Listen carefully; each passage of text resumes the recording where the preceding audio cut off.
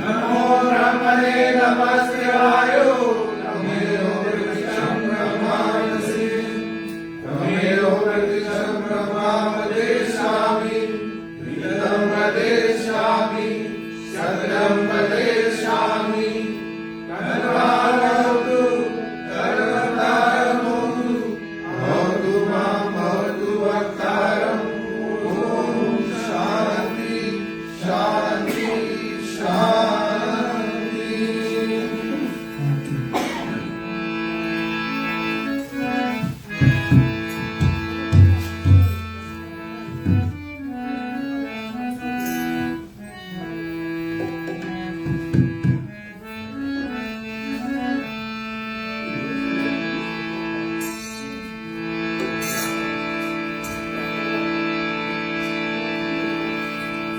रतन सिंहासन जहाँ बैठे सिया राम की, जय बोलो सिया राम।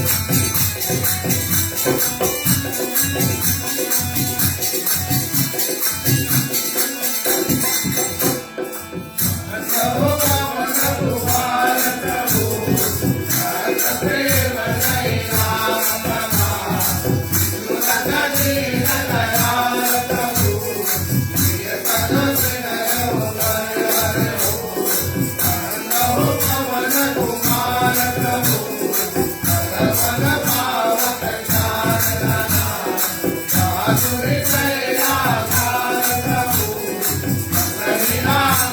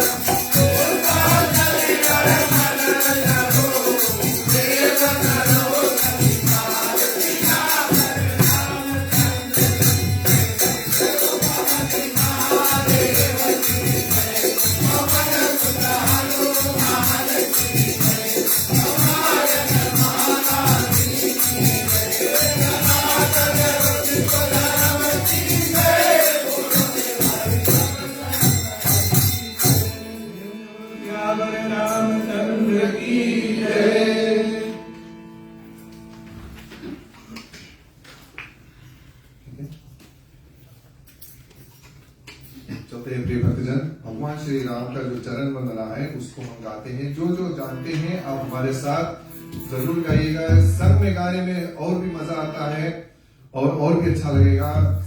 ताली बजाइए और संग में हमारे साथ प्रभु श्री राम की जो वंदना है उसको गाइए। और आप सभी से मैं आग्रह करता हूँ, आप अपने जो चेयर है इधर के घुमा लें, या इधर की घुमा लें तो इजी पड़ेगा आप लोगों को, है ना। आगे के बगल देखेंगे, है ना। इधर के कब घेच गाए आप लोग सब घुमा लो। हाँ, इधर से घुमा लो। खाली हॉलवे ने ब्लॉक करना, बाकी सब इधर सेट हो।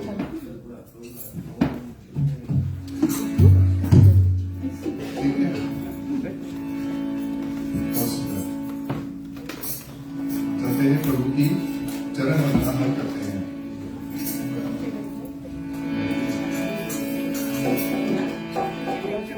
बंद हो चरण कमल रघुनाथ।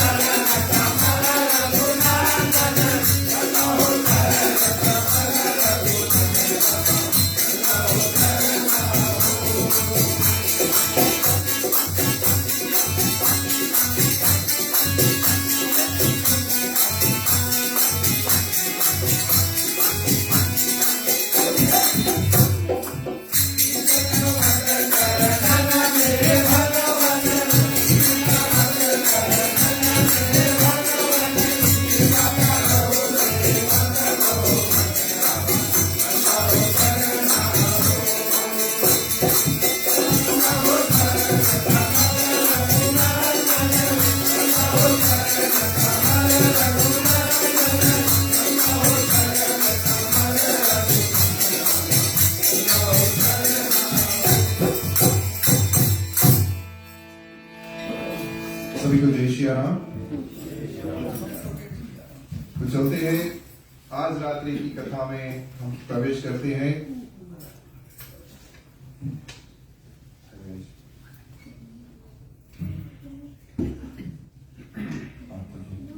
आज जैसे कि पंडित जी ने अभी कहा था कि सुबह से यहाँ पर बहुत ही भक्ति भाव से पूजा हो रहा है। मारुति नंदन का हमने दिन में यहाँ पर पूजा किया।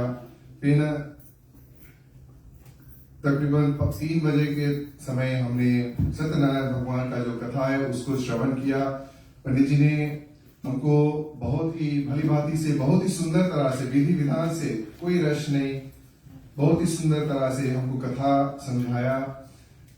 आज बड़ा ही सुंदर दिन है प्रिय भक्तजन।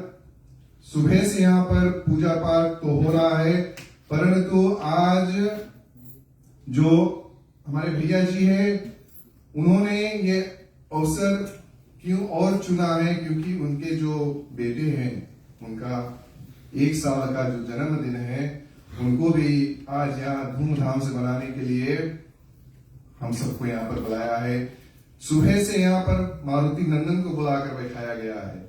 फिर भगवान का व्रत कथा, सत्यनारायण व्रत कथा सुना है। और आज शाम की बेला में आज एक बहुत ही सुंदर कथा होगा, बालकांड की कथा। हमारे पंडित जी द्वारा हम कथा को श्रवण करेंगे उनके मुखारविंद से।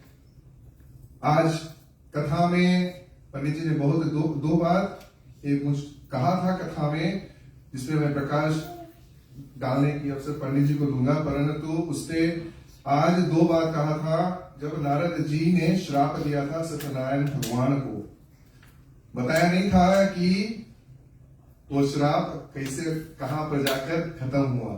और फिर तुलसी मैया के विषय में भी हमको बताया था, बिंद्रा मैया के विषय में भी, है ना, कि किस तरह से भगवान को उन्होंने भी श्राप दिया था। तो वो श्राप किस तरह से किस युग में जाकर फलीभूत करता है भगवान, वो आज की कथा में हम श्रवण करेंगे। जब जैसे कि प्राणत का जन्मदिन है, हमने सोचा क्यों नहीं, ये मुझे देखने में भगवान श्री राम की तरह ही लगता है, बाल स्वरूप भगवान श्री राम। और जब पिछले साल हमने रामनवमी का जो शुभ नवमी का हम उत्सव मना रहे थे, उस समय प्राणत अपने माता के गर्भ में बैठकर कथा को श्रवण कर रहे थे। फिर जून में ये बाहर आए, अगस्त में अष्टमी की कथा बैठकर हमारे साथ श्रवण किया था, है ना। तो इसका जो भक्ति है बहुत अर्ली एज से जागृत हो रहा है। इसके कानों में भगवान श्री राम का नाम जो है बहुत दिन से, बहुत यंग एज से चल रहा है। तो ऐसा ही सभी माता पिता को करना चाहिए। चलते हैं कथा में हम प्रवेश करेंगे। थोड़ी देर की हमारी कथा होगी, क्योंकि जैसे मैंने कहा है कि और भी कार्यक्रम का बंदोबस्त किया गया है, ताकि बेटे का जो जन्मदिन है और भी धूमधाम से मनाते चले। ठीक है, चलते हैं। इसे बालकांड की कथा है। प्रथम दुआ से हम कथा को लेकर चलेंगे, फिर चौपाई के माध्यम से आगे बढ़ेंगे। पंडित जी आपके द्वारा कथा श्रवण करते हैं, ठीक है।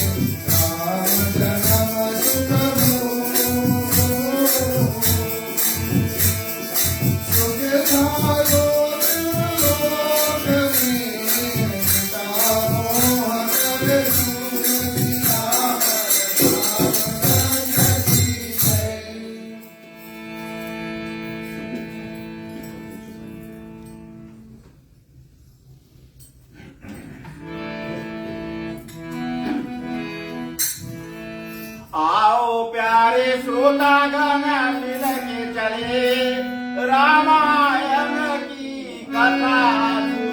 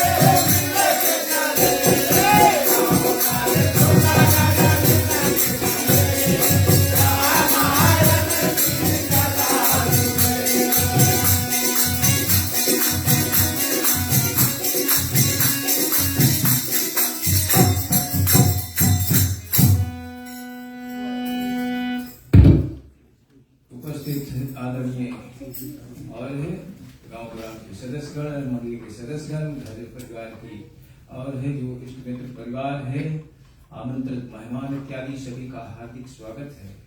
सबसे सुंदर बात तो आज है क्या है कि हमारे पुत्री जी की जन्म दिवस के उपलक्ष्य में और घर परिवार के जो प्राणी हैं उन्होंने और रामायण की कथा का आयोजन किया हुआ है। बहुत सुंदर बात है। बताते हैं कि जब इस देश के यानी विशेष करके जब इस देश में और ऐसा माहौल होता है, जन्मदिन का बर्थडे इत्यादि जब सेलिब्रेट करते हैं तो क्या होता है, बस मौज मस्ती करते हैं, खाने पीने में लोग लगे रहते हैं। तो बहुत सुंदर बात है ये। और बच्चों का जो जन्म दिवस के उपलक्ष्य में भगवान का नाम करना चाहिए। देखिए ये रामायण की कथा के अंतर्गत में गोस्वामी जी महाराज क्या वर्णन करते हैं, क्या कि जैसे 4 युग बतलाए हैं, सतयुग, त्रेता, द्वापर और कलयुग। इन चारों युगों के अंतर्गत में हमारा ये जो कलयुग है सबसे सुंदर है। कलयुग तरन उपाय नहीं कोई, राम भजन रामायण। क्या कारण है? सबसे पहला सतयुग इत्यादि जो थे उस समय, त्रेता इत्यादि जो थे, द्वापर युग इत्यादि जो थे, इन युगों के अंतर्गत में भगवान की भक्ति बतलाते बहुत आसान रहा करता था। आसान नहीं, उस समय साधु संत ऋषि इत्यादि क्या हजार वर्ष तपस्या करते थे। कथाओं के अंतर्गत में आपने सुना होगा कि और जो बड़े बड़े साधु संत महात्मा इत्यादि जो राजा विराट इत्यादि हैं, इन्होंने अपने जीवन के अंतर्गत में और बहुत बहुत बड़ी बड़ी भक्ति इत्यादि की है। और कथाओं के अंतर्गत में जैसे आज की जो सुंदर कथा का और प्रसंग हम कर रहे हैं, इसके अंतर्गत में राजा दशरथ जी क्या है कि उन्होंने, उनके पास पुत्र नहीं थे।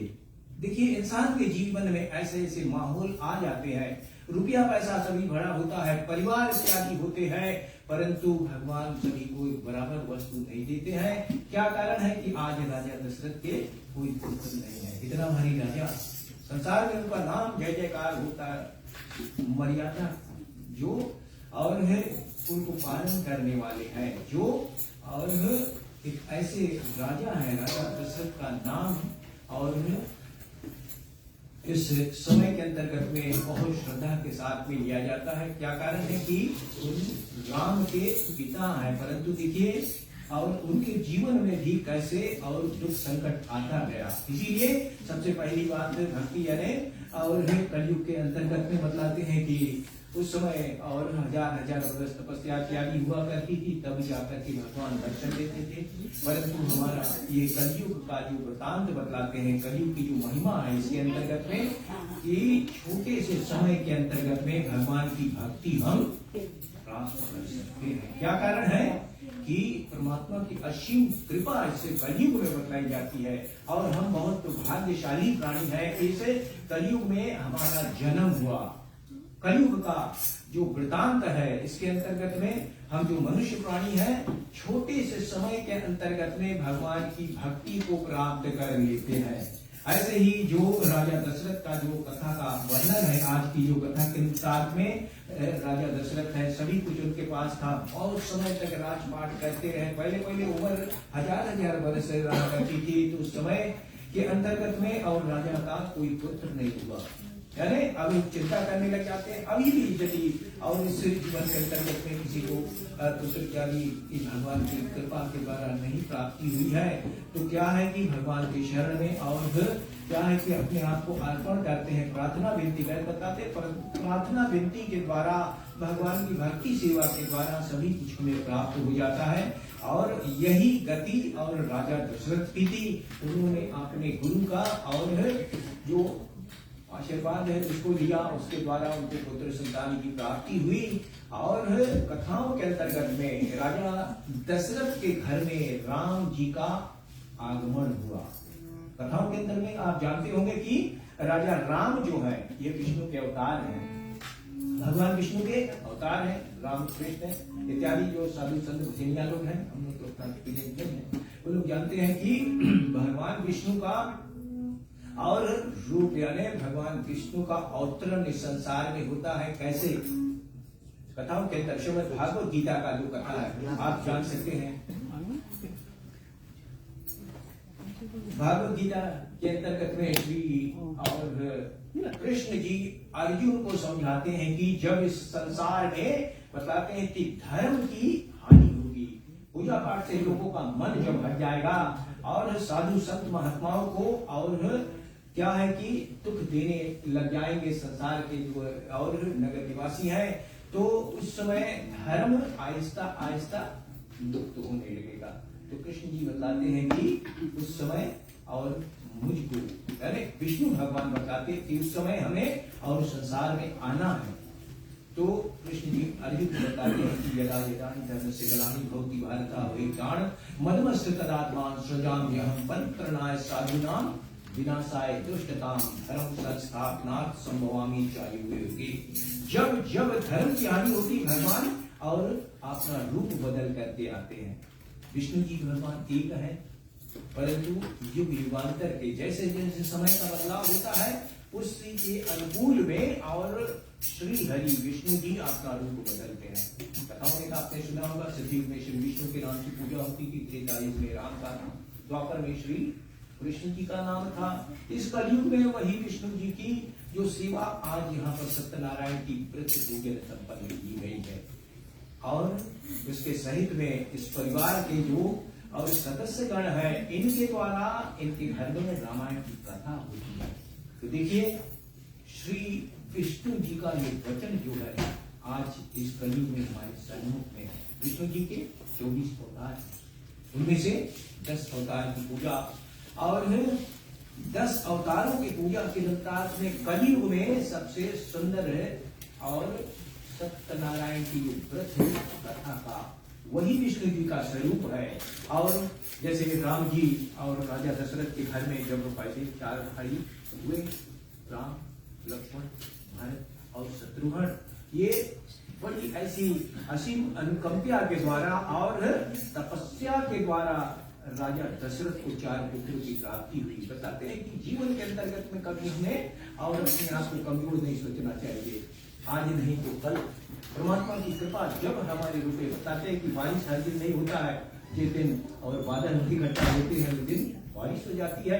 तो इसके बारे में हमें चिंता नहीं करनी चाहिए। और राम जी जब आए राजा दशरथ के घर में, तो भगवान है राम जी जो है विष्णु भगवान के अवतार हैं और भगवान है राम जी के यानी दशरथ के घर में आकर के क्या है कि थोड़े समय के अंतर्गत में ऐसा उनको वरदान मिला है, ऐसा उनकी माता कैकेयी के द्वारा उनको और वनवास भेज दिया गया।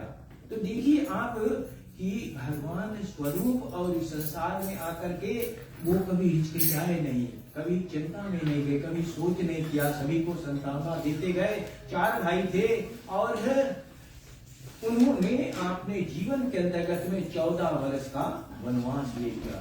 कौन ऐसा राजा का पुत्र होगा उस समय के बाद छोड़ो, आज अगर जी जमाने में देखा जाए, कौन ऐसा पुत्र होगा कि आपने पिता का वचन निभा सके। परंतु श्री राम जी ने ये जो रामायण की कथा इसके अंतर्गत में और श्री राम जी क्या आपने पिता के वचन निभाने हेतु राजपाट का उनको कोई लालच नहीं हुआ कि हमें राजपाट नहीं मिलेगा, धन दौलत नहीं मिलेगा। 4 भाई थे तो उनने और अपने भाइयों को राजपाट सौंप करके 14 वर्ष के लिए निकल गए। और देखिए भगवान है खुद इस संसार में अवतरित हुए, परंतु उनके जीवन में भी दुख संकट आता रहा। सबसे पहले तो क्या है कि कल उनको राज अभिषेक तिलक होना था और रात ही रात में ऐसा पासा पलटा कि उनको 14 वर्ष के लिए वनवास हो गई।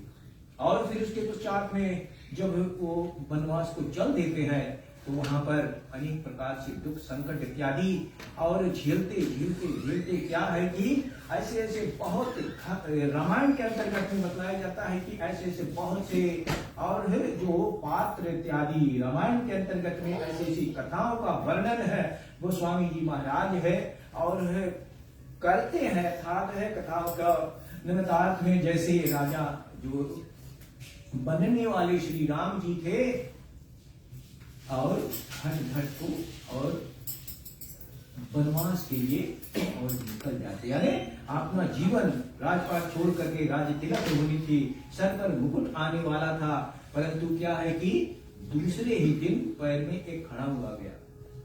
ये छोटी बात नहीं है।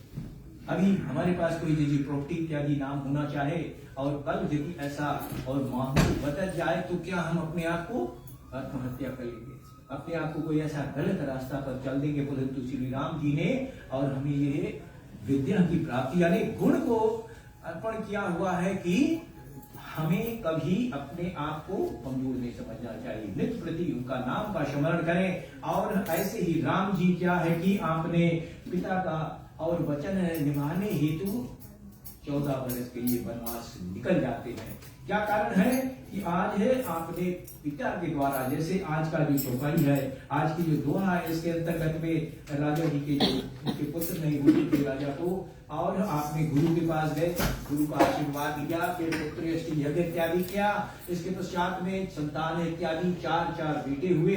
परंतु अब देखिए राजा का भाग्य कैसा है, एक तो बुढ़ापा में इतना उम्र में जाए के बच्चे हुए, और फिर क्या है कि उनका सुख न आपको प्राप्ति होगी। ये कर्मों का फल बताया जाता है, और इन कर्मों के फल के अंतर्गत में इन बातों को हमें हमेशा ही ध्यान में रखना चाहिए कि अपने आप को कभी हम अपने बंधन से और मुक्त मत करें।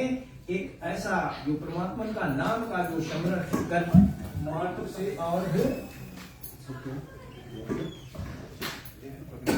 क्या करें, तो राजा दशरथ जी के 4 पुत्र होते हैं, और ये सभी कर्मों के अंतर्गत में होता है। और कथाओं के अंतर्गत में हम और दोहे में देखते हैं कि कहते हैं गोस्वामी जी महाराज की तब है और आदृश्य पावक भय सकल है, सब ही समुझाय परमानंद है, मगन नृप हसन हृदय समाये हुई श्यावर रामचंद्र भगवान की। इस कथा के अंतर्गत में हम देखते हैं कि गोस्वामी जी महाराज इस कथा का जो प्रसंग जिनके द्वारा आज है इस रामायण को हम घर घर में, ग्राम में, मंदिर, देवालय इत्यादि में कथाओं का श्रवण करते हैं, और गोस्वामी जी की असीम कृपा के द्वारा कलयुग का दुख से छुटकारा मिलता है। तो क्या होता है कि तब है और सभा को समझा करके अग्निदेव अंतर्ध्यान होते हैं, और सभा ऐसे और आनंदित है, खुश होती है कि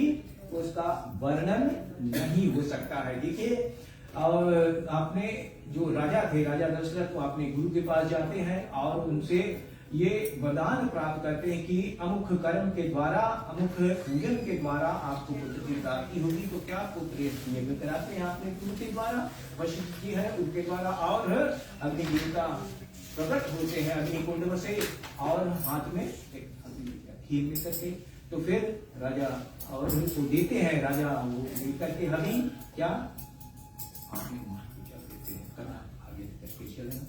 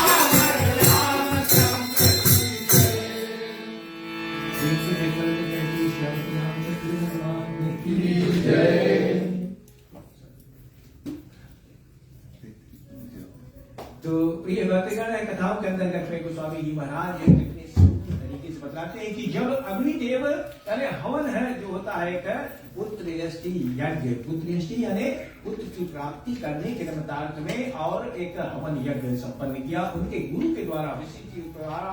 और क्या होता है कि राजा और हवन करते करते करते करते और अग्नि देवता प्रसन्न हुए और अग्नि से हवन कुंड से निकलते हैं क्या हाथ में हवी लेकर के, और वो हवी क्या होती है कि खीर होता है। तो अग्नि देवता राजा को और है उस खीर को अर्पण कराते हैं। फिर उनके जो गुरु है वो बतला देते हैं कि वैसे और प्रसाद को आप राजन जी घर पर लेकर के जाएं। और उनकी कितनी रानियां थी, तो उनको आपस में सभी रानियों को अलग अलग करके विभाजन किया। और जिस प्रकार से अग्नि देवता का जो ब्लेसिंग है, जो आशीर्वाद है, वही के द्वारा सभी रानियों को राजा और अपने हाथों के द्वारा यथा योग्य अलग अलग जो श्रेय था उसको अलग अलग अपनी रानियों को प्रदान करते हैं, उनको देते हैं। और क्या होता है कि नौकरी के अंतर्गत में और राजा दशरथ के घर में 4 पुत्रों की प्राप्ति होती है। देखिए ये परमात्मा की कृपा है।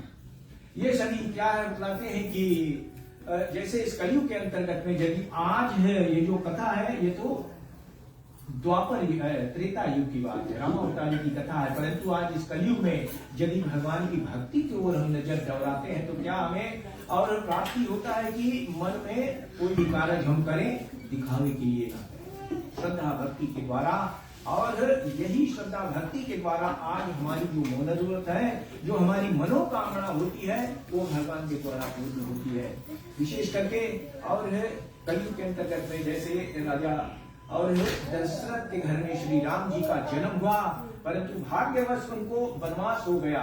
और क्या राजा जी आपने पुत्र के वियोग में ऐसे बीमार पड़ गए कि चलना फिरना तो क्या बस खाट पर पड़े रहे इधर।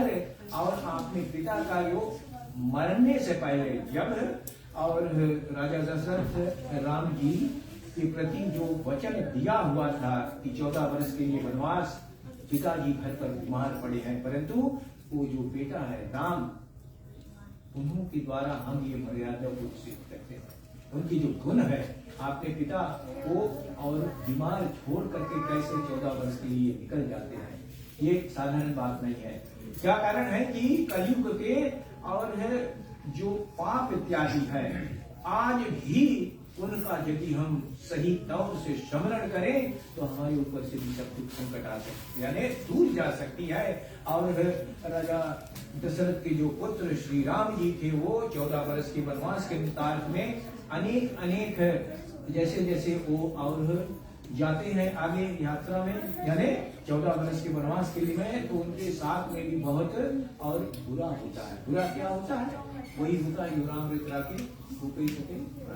है। परमात्मा की ये विधान है जो इसको कभी हमें और छूटा नहीं करना चाहिए। राम जी भगवान का और अवतार है। सबसे पहले जंगल में गए, सीता मैया को रावण करके गया। फिर क्या होता है? अहिया को उतारते हैं। फिर सबरी मैया के आश्रम में जाते हैं और जैसे नवना भक्ति की जो कथा का और प्रसंग जो है राम जी के द्वारा और सबरी मैया को ये सुंदर गुण की प्राप्ति यानी उनको ब्लेसिंग मिला था। क्या है कि सबरी मैया जो है कथाओं के अंतर्गत में आपने देखा होगा कि सबरी माता जो है एक स्त्री होने के नाते फिर राम जी की परम भक्त थी। इन्होंने श्री राम जी की तपस्या 10,000 वर्ष किया परंतु फिर भी राम जी और नहीं आए, परंतु सबरी माँ अपने आप को कभी पीछे नहीं हटी। 10,000 वर्ष का उम्र के मुताबिक में राम जी की तपस्या निवृत्ति करती। सुबह सुबह 4 पर जाग करके स्नान ध्यान करती, मीठे मीठे बैल फूल लेकर के और अपने कुटिया के सामने ला करके रख देती। मन में यही विचार होता, यही विश्वास होता कि आज श्री राम जी और उनके दरबार जी पर उनके और कुटिया पर आएंगे तो राम जी लक्ष्मण जी के साथ में उन पर और दर्शन देते हैं, उनको करते हैं। अर्थात वहीं से आप ये नवना भक्ति की जो कथा है ये वही माता शबरी का और आशीर्वाद उनका जो गुण है राम जी के ने और आपने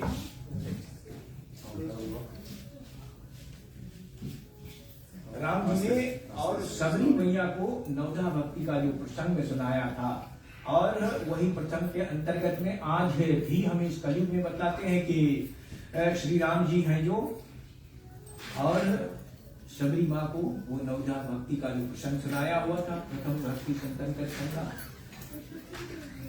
दूसरे कथा प्रसंगा। और ये जो इस कलयुग में हमें कलयुग से छुटकारा यदि जने पाना है, दुख इत्यादि दूर करना है तो क्या राम का भजन का हम कभी रास्ता ना छोड़े। कहीं पर भी बताते हैं कि राम नाम की कृपा आज भी इस कलयुग में इतनी शक्ति संपन्न है। देखिए हनुमान जी महाराज जो है वो राम जी के परम भक्त हैं और इस कलयुग में हनुमान जी को यह आशीर्वाद ब्लेसिंग मिला है कि जहाँ पर आपकी सेवा, जहाँ पर आपका झंडा बंधन, जहाँ पर रामायण की कथा होगी वहाँ पर हनुमान जी की चक्कर लगी रहेगी। भूत प्रेत का वादा, दुख संकट परिवार से जाता रहेगा। और इसी प्रकार से और राजा दशरथ जो है अपने पुत्र को वनवास भेजने के पश्चात में काफी दुख पाता। तो ये तो किस्मत की बात है। सुख दुख हानि लाभ जैसे परमात्मा ने हमें और गुण की प्राप्ति कराई है कि इंसान को सभी और भक्ति यानी सभी शक्ति प्राप्ति है, वो सभी कुछ कर सकता है। परंतु राम भगवान कहते हैं कि हमें और सभी कुछ इंसान को हमने दे दिया है। 6 वस्तु बची है, 6 वस्तु सिर्फ बची है आपने पास रखा। वो क्या है कि जीवन मरण, हानि लाभ, जस अवजस, ये बिना के हाथ संसार में सभी कुछ कर लेते हैं। परिवार को तो लेते हैं, रुपया पैसा कमा लेते हैं जीवन में और जो भी कुछ मनोरथ इत्यादि पूर्ण हो जाता है।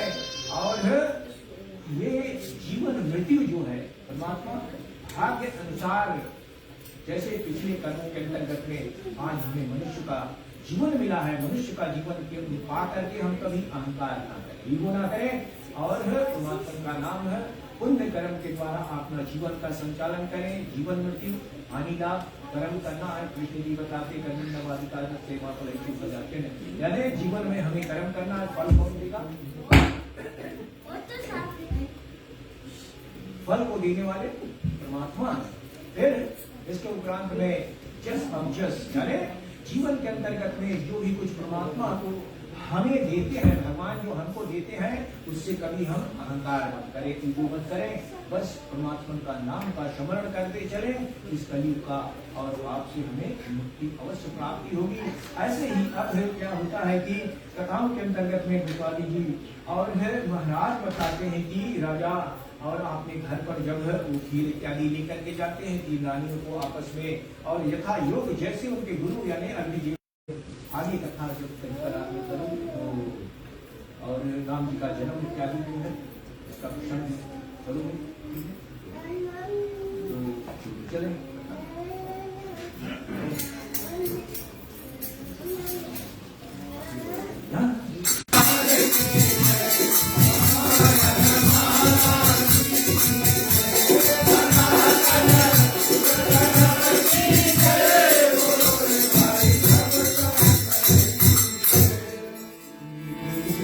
रामचंद्र भगवान की तो इस प्रकार से और गोस्वामी जी कथा के अंतर्गत में बताते हैं कि नवमी तिथि मधुमास पुनीता शुक्ल पक्ष अभिजित हरि प्रीता, अर्थात नवमी का जो तिथि था चैत्र का महीना था, शुक्ल पक्ष यानी नीला पाक इत्यादि था, अभिजित यानी नक्षत्र जो था बहुत सुंदर, अर्थात अभिजित मुहूर्त में और पूर्णमास नक्षत्र और प्रतियोग है एक समान हुआ। दोपहर का समय बहुत शांति और शाम और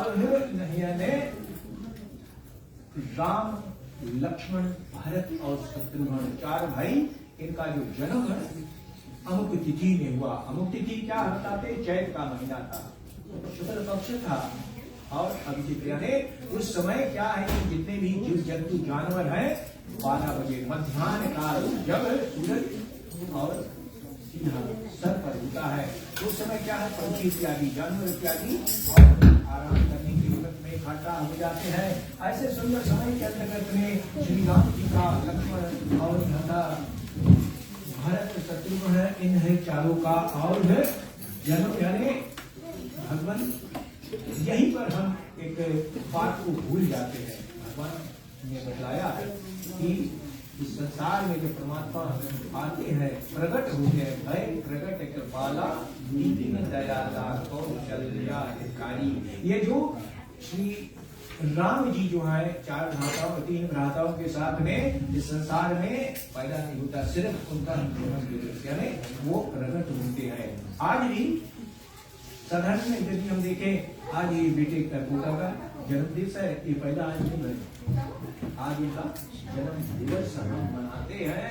यही और प्रकार से जब भी हम इस रामायण की कथा को संपन्न करते हैं, कथा को गुणगान इत्यादि करते हैं, तो जब ये और प्रसंग पर आता है, दुआ पर आते हैं, तो फिर क्या होता है छोटा सा एक और श्री राम जी का नाम का कीर्तन इत्यादि करते हैं। क्या कारण है कि ये जो चौपाई है यहाँ पर है, जब हम आ जाते हैं तो गोस्वामी जी का और वर्णन है कि राम जन्म का छोटा सा एक और प्रसंग का और कथा संपन्न किया जाए। तो आज बहुत सुंदर बात है कि छोटे का और जन्मदिन है, तो राम जी का जन्मदिन है, तो कितना सुंदर बात है। और कथा को हम राम जी की कीर्तन करते हो तो फिर ठीक है। धन्यवाद।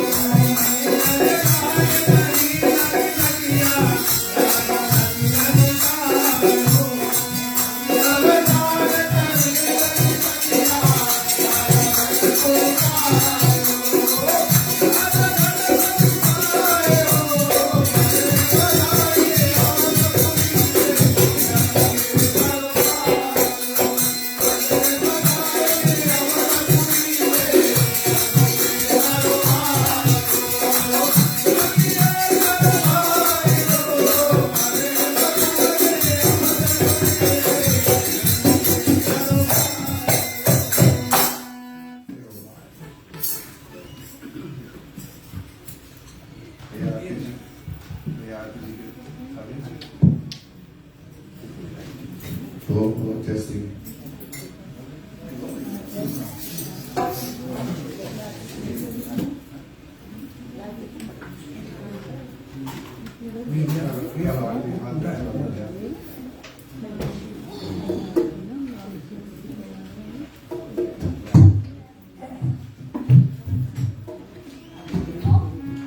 आप सभी खड़े हो जाए, बारी बारी से आप सभी आकर रामायण महारानी की और प्रभु श्री राम की जो आरती है उसको ले सकते हैं। जिस किसी को भी खड़े होने में तकलीफ है, आप बैठे ही रहे, कोई प्रॉब्लम नहीं है, पर आप सभी को मौका मिलेगा कि आप आकर भगवान की जो आरती है उसको ले सकें।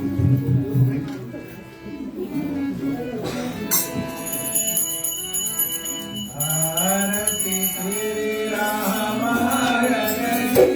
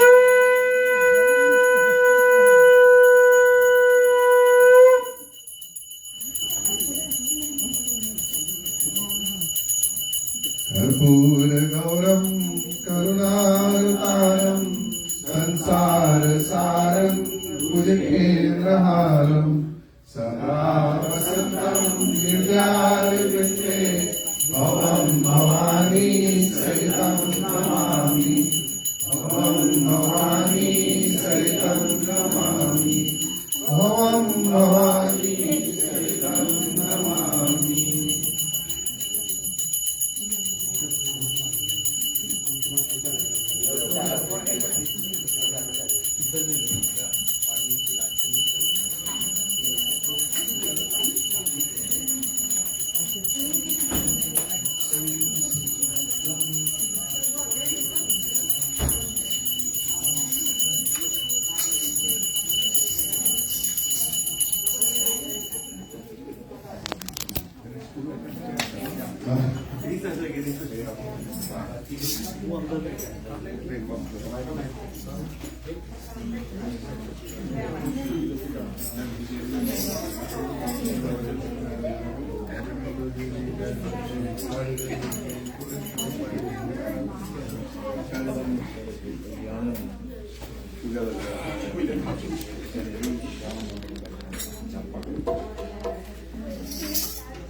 आप सब बैठ सकते हैं प्रिय खुदावन।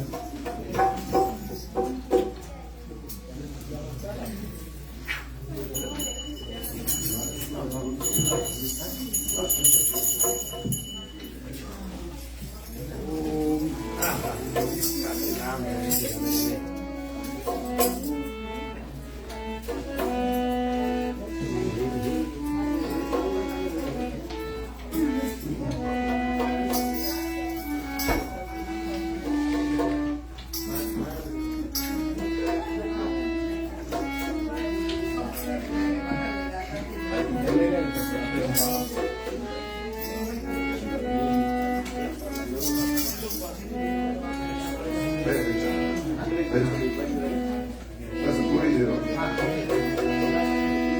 ट्राई करा रहा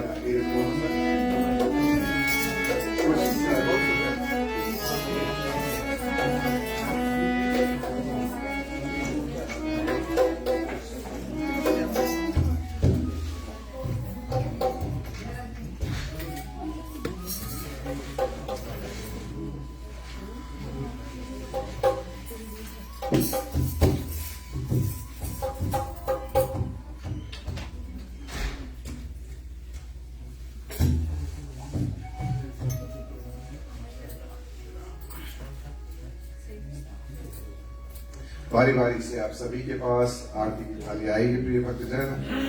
मंडली के जब सदस्य सब आरती ले लेंगे तो हम कथा का विसर्जन गाएंगे। जो जो जानते हैं आप हमारे साथ कथा को विराम दीजिए।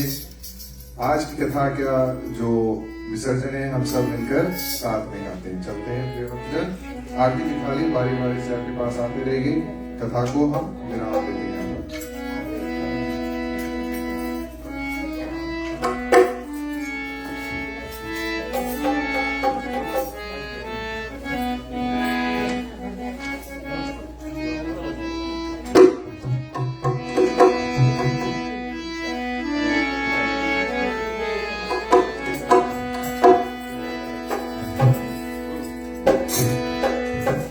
राम सिया राम जय जय राम।